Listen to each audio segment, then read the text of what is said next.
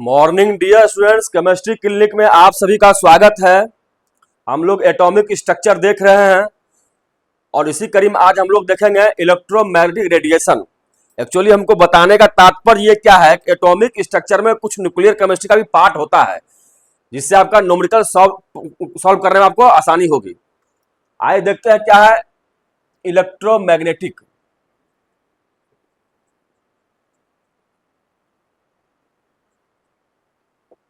Electromagnetic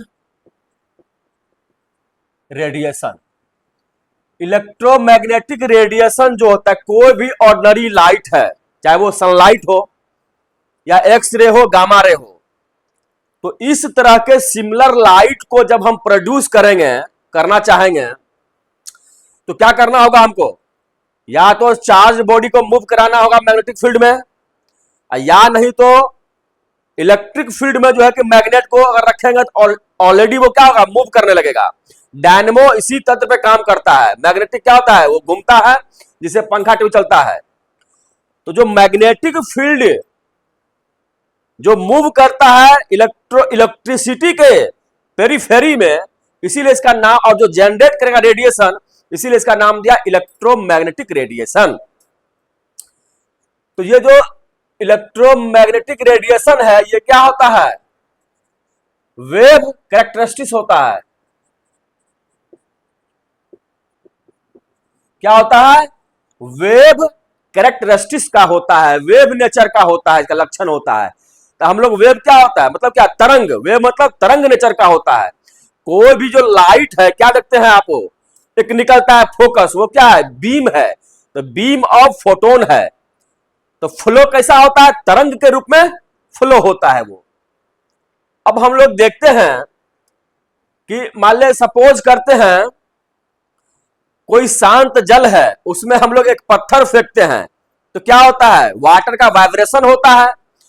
तो जो तरंग उत्पन्न होता है वाइब्रेशन के कारण, वो कैसे आता है? इलेक्ट्रिक ऐसे ऐसे करके जाता है वो।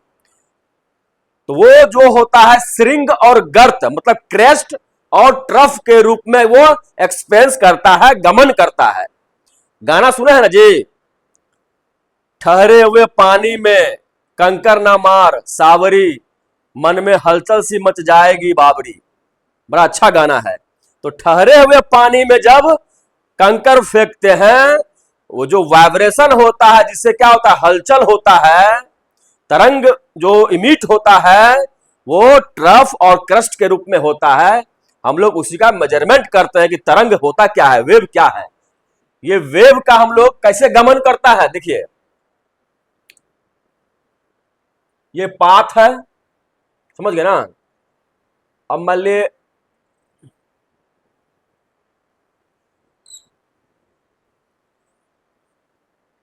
ये आया, ये जो डिस्टेंस है, हाइट है, इसको बोलता है एम्पलीट्यूड।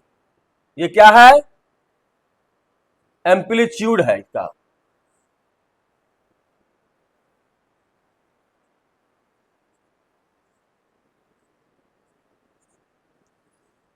तो ऊपर वाला जो उठता है, क्या बोलते हैं उसको? क्रेस्ट, बोलते हैं श्रिंग। और नीचे वाला को गर्त, मतलब गहरा गर्त, इसको ट्रफ। अब इस दोनों के दूरी को, इस दोनों के यहां पर जो डिस्टेंस है, इसको बोलेंगे लेमडा, वेवलेंथ। ये क्या है? वेवलेंथ है। दो नेबरिंग क्रस्ट और ट्रफ के बीच की दूरी को ही क्या बोलते हैं?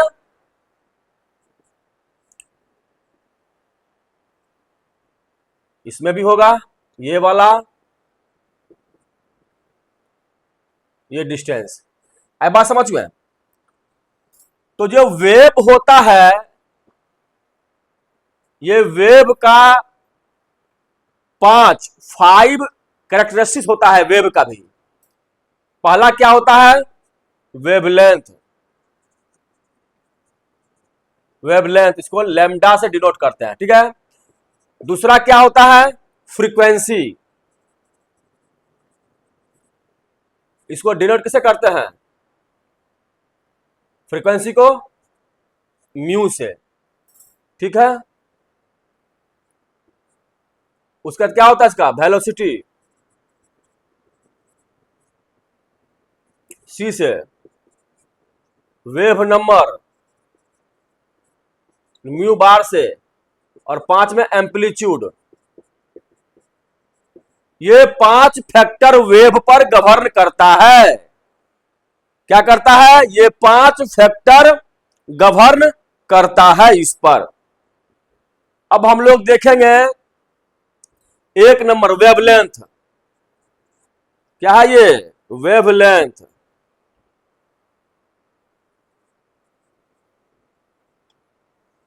वेवलेंथ को लैम्डा से, तो इसको क्या परिभाषा होगा इसका? Wavelength is the distance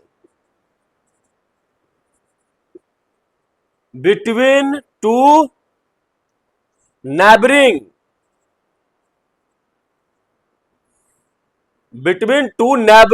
crest and trough. ये दोनों क्रस्ट और दोनों ट्रफ के बीच की दूरी क्या बोलते हैं? वेवलेंथ बोलते हैं। वेवलेंथ डिनोट किससे करते हैं? Denoted by lambda and express as किससे? सेंटीमीटर से भी करेंगे, मीटर से भी मेजरिंग होगा, नाइनोमीटर से भी होगा, एंड एंगस्ट्रम से भी होगा। आपको बता देते हैं 1 एंगस्ट्रम बराबर क्या होगा? 10⁻⁻1 नैनोमीटर।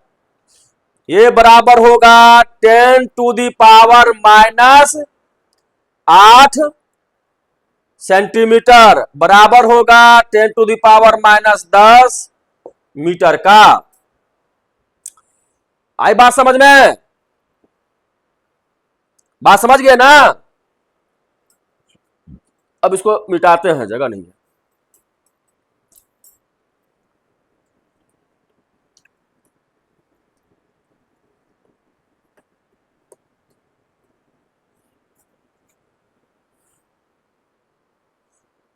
अब क्या देखेंगे?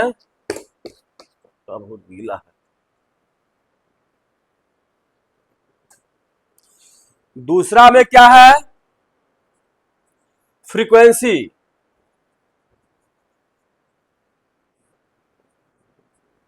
फ्रीक्वेंसी को क्या बोले थे?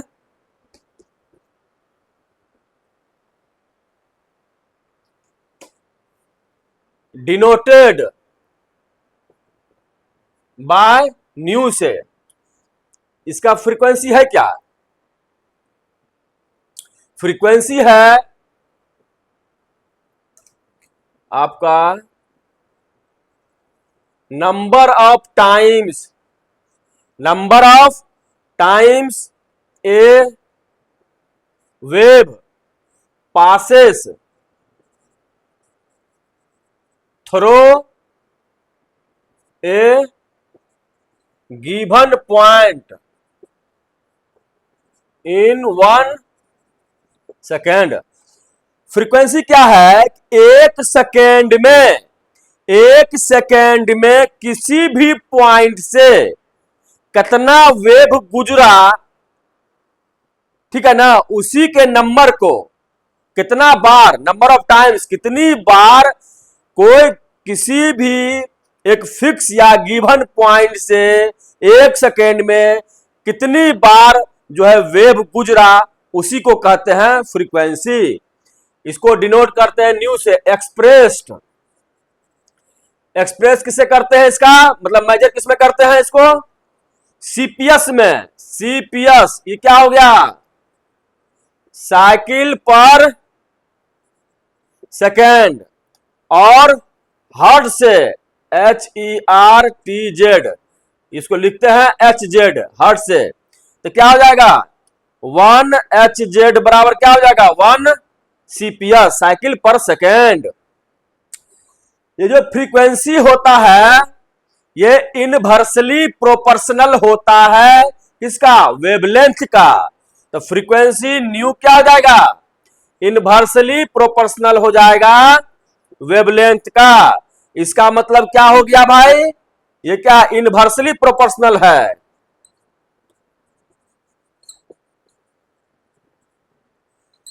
इनवर्सली प्रोपोर्शनल है वेवलेंथ का। इसका मतलब higher the frequency lower the wavelength, lower the frequency higher the wavelength.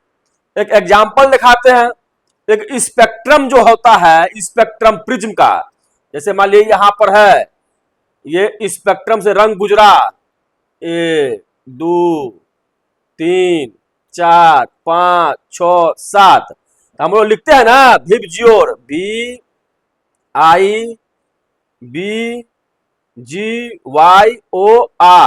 ये विबजियोर जो होता है स्पेक्ट्रम से, जिसको होता है वर्ण विक्षेपन।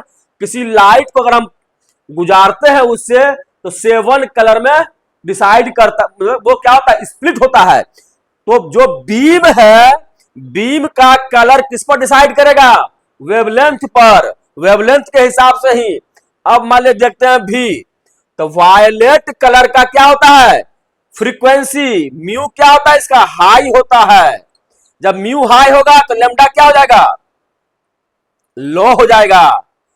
इसीलिए सिग्नल में रेड लाइट क्यों दिया आता है, सिग्नल में रेड लाइट इसलिए देते हैं कि इसका क्या होता है, फ्रीक्वेंसी कम होता है, वेवलेंथ ज्यादा होता है। तो वेवलेंथ डिपेंड किस पर करता है, कलर पर, ज्यादा कलर होगा उसका, इसलिए सिग्नल में रेड लाइट का यूज करते हैं। और रेड का क्या होता है, फ्रीक्वेंसी लो होगा इसका, तो फ्रीक्वेंसी जब लो होगा तो वेवलेंथ क्या हो जाएगा, हाई हो जाएगा। ये क्या होगा, हाई लेमडा वेवलेंथ होगा रेड कलर का। इसीलिए रेड कलर को सिग्नल में हम लोग यूज करते हैं, due to the higher wavelength. अब इसीलिए inversely proportional, higher the wavelength lower the frequency, lower the frequency higher the wavelength. आई बात समझ में। अब हम लोग चलेंगे इसको मिटा दें, मिटा दें जी, हाथ उठाओ, ठीक है। फ्रीक्वेंसी के बाद क्या था,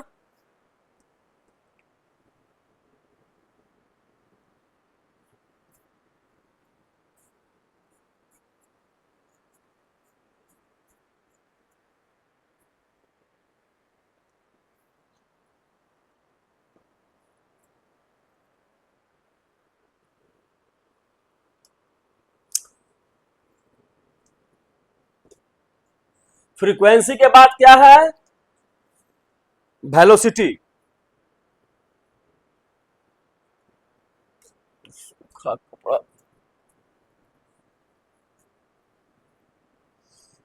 फ्रीक्वेंसी के बाद क्या है, वेलोसिटी। इसको डिनोट करते हैं सी से। तो वेलोसिटी क्या है, वेलोसिटी क्या है, is the distance travelled, distance travelled by the wave. Velocity is the distance travelled by the wave in 1 second. मतलब 1 सेकेंड में वेव के द्वारा कितनी दूरी तय की गई, उसको क्या बोलते हैं हम लोग, वेलोसिटी। तो वेलोसिटी को क्या करते हैं, डिनोट करते हैं सी से, ठीक है। तो इसलिए मैथमेटिकली क्या हो जाएगा, मैथमेटिकली क्या हो जाएगा, सी बराबर फ्रीक्वेंसी इंटू वेवलेंथ हो जाएगा। अब इसमें हम निकालते हैं तो ये क्या हो जाएगा, इसलिए म्यू बराबर क्या हो जाएगा, म्यू बराबर क्या हो जाएगा, सी बाय लेमडा होगा, और लेमडा बराबर क्या हो जाएगा, सी बाय न्यू हो जाएगा। इसको न्यू बोलते हैं, सी बाय न्यू हो जाएगा। ये वेलोसिटी है। अब हम लोग क्या देखेंगे, वेव नंबर, इसी में हो जाएगा, वेव नंबर देखते हैं।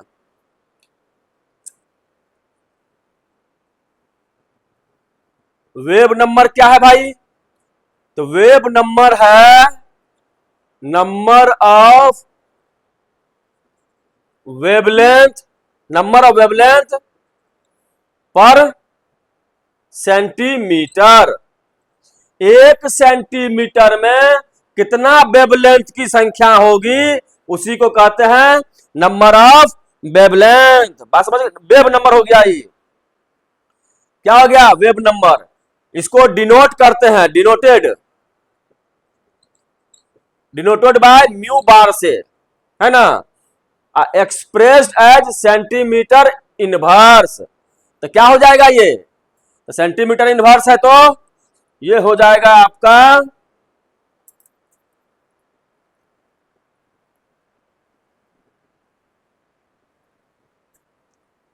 Centimetre inverse.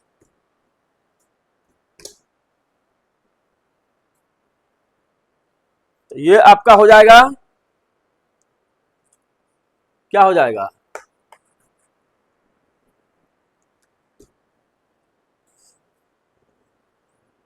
म्यू बार बराबर क्या हो जाएगा? 1/λ। चूंकि लेमडा का मान क्या दिया है? c/म्यू। तो क्या हो जाएगा? 1/,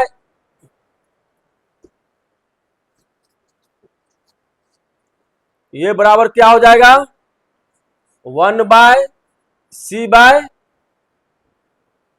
लेमडा का वैल्यू क्या है? c/न्यू है। तो ये क्या हो जाएगा? इसलिए न्यू बराबर क्या हो जाएगा? न्यू बार बराबर क्या हो जाएगा? न्यू बटा सी। यार पानी पानी हो गया। न्यू बराबर न्यू बाय सी। आई बात समझ में?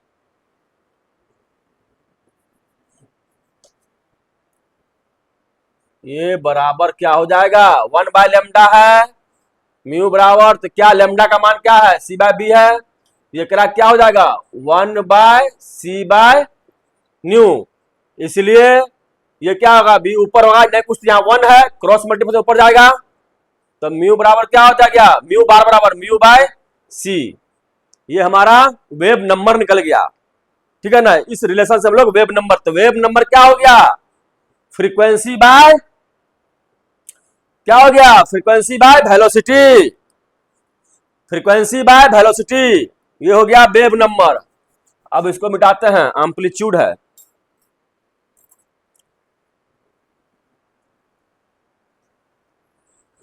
अब पचमा क्या है?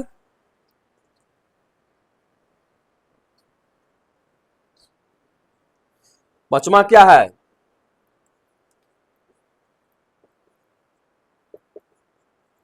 एम्पलीट्यूड है। इसको डिनोट करते हैं, डिनोटेड बाय स्मॉल ए, ठीक है।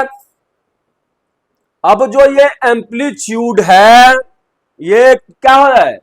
Amplitude is the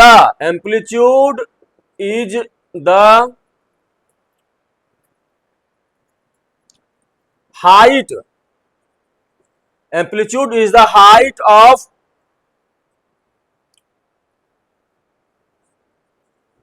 crest and